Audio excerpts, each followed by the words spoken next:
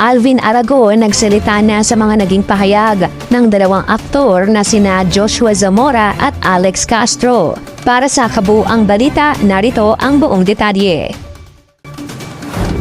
Umani ng sari-saring reaksyon sa social media ang naging pahayag ni Joshua Zamora at Alex Castro matapos nilang ipahayag ang kanilang suporta at pagmamalaki sa kanilang asawa na miyembro ng sex bomb. Ang kanilang pahayag ay ibinahagi sa programang Fast Talk with Boy Abunda ng host na si Boy Abunda sa GMA Network. Sa nasabing interview, sinabi ng dalawa na proud sila sa mga naging tagumpay ng kanilang mga asawa sa entertainment industry, lalo na sa kanilang pagpe-perform sa entablado.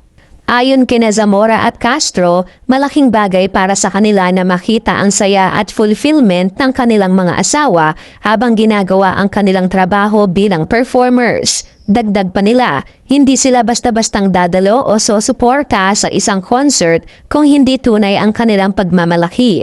Para sa kanila, ang pag-akyat sa entablado ng kanilang mga asawa ay bahagi ng kanilang talento at karera, kaya't nararapat lamang itong ipagmalaki bilang mga asawa. Gayunpaman, hindi ito pinalampas ng aktor na si Alvin Aragon na naglabas ng mahabang pahayag sa social media.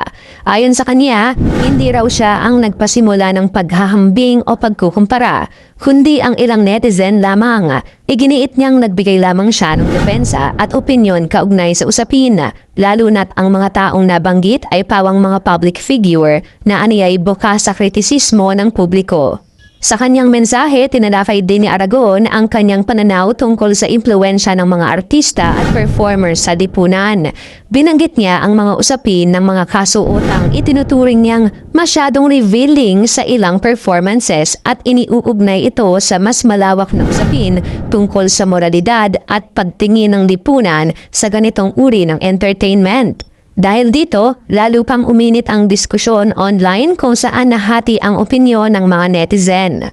May mga sumang-ayon sa kanyang punto habang ang iba naman ay ipinagtanggol ang karapatan ng mga performer na ipahayag ang kanilang sarili sa entablado. Sa huli, ipinakita ng isyong ito kung gaano kalakas ang impluwensya ng mga personalidad sa showbiz sa pananaw ng publiko. Naging paalala rin ito sa kabila ng magkakaibang opinyon. Mahalaga pa ring pairalin ang respeto at maayos na diskurso sa social media.